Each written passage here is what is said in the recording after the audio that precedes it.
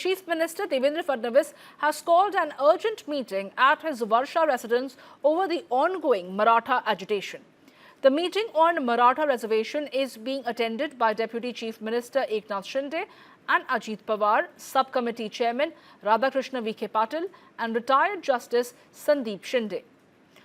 Now, after today's meeting, the government is expected to hand over a fresh proposal to Maratha leader Manoj Jarange Patil through the Shinde Committee. With Ajit Pawar also joining in, the political weight of this meeting has gone up sharply.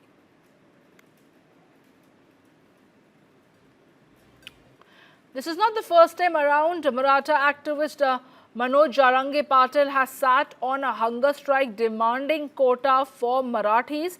But this time around, it becomes a huge headache for Devendra Fadnavis, as there were certain commitments made to him last time around that couldn't really get implemented, and now they are going to furnish a fresh proposal to Manoj Jarange Patil, where he has been sitting on a hunger strike for the last 4 days.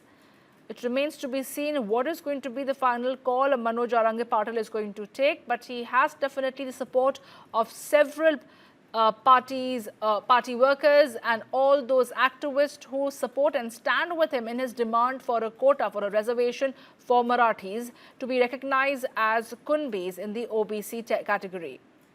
My colleague Shubham Pandey is joining me right now to get us more details. Shubham, ये बताइए कि पिछले बार भी कुछ ऐसी ही घटना घटी थी। मनोज जारंगे पाटिल इसी तरह से अनशन पे बैठे थे, हंगर स्ट्राइक पे बैठे थे और कोटा का डिमांड कर रहे थे। एक तरह से सरकार की तरफ से एक उनके सामने अर्जी रखी जाती है, एक प्रपोजल रखा जाता है और वो अपना फास्ट तोड़ देते हैं। इस बार फिर देखा जा रहा है कि एक अहम मीटिंग हो रही है और एक नया प्रपोजल, एक फ्रेश प्रपोजल रखा जाएगा। क्या कुछ हम एक्सपेक्ट कर सकते हैं इस पूरे मामले में?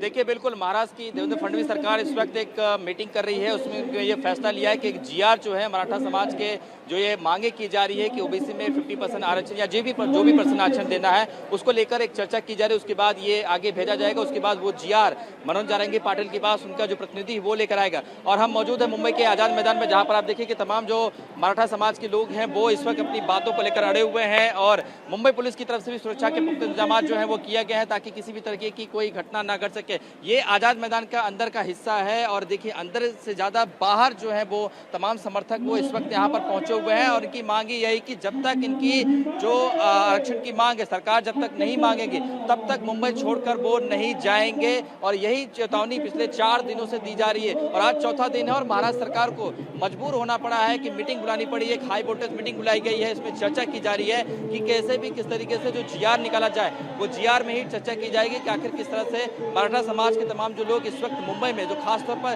साउथ बॉम्बे में इस वक्त इकट्ठा हुए हैं, उन्हें कैसे मनाया जाए, उन्हें कैसे शांत कराया जाए। मनोज जारंगे पाटिल जो अपनी मांगों को लेकर पिछले साल भी अड़े हुए थे, इस साल भी अड़े हुए, इस साल मुंबई पहुंचे। पिछले साल नवी मुंबई में एकनाथ शिंदे ने इस वक्त रोक दिया था क्योंकि महाराष्ट्र में विधानसभा चुनाव होता है। तो ऐसे में इस साल जब मनोज जारंगे पाटिल मुंबई पहुंच चुके हैं तो इस वक्त तमाम जो मजबा है वो उस वक्त दक्षिणी मुंबई में लगा हुआ है और यही वजह है कि अब महाराष्ट्र सरकार को किसी न किसी समस्या का हल निकालना पड़ेगा। और इसी वजह से आज एक बैठक बुलाई गई जिसमें एकनाथ शिंदे हो या अजित पवार हो, ओबीसी समाज के तमाम बड़े नेताओं को आज जो है वो बुलाया गया था।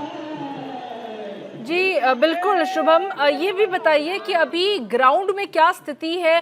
क्या और भी क्राउड सामने आके जुड़ रहा है मनोज जारंगे पाटिल के साथ में, उनकी इस मुहिम पे, उनके इस डिमांड के साथ में, जहां पे मराठीज के लिए वो चाह रहे हैं कि कोटा दिया जाए? क्या वहां का क्राउड बढ़ते हुए दिख रहा है आपको?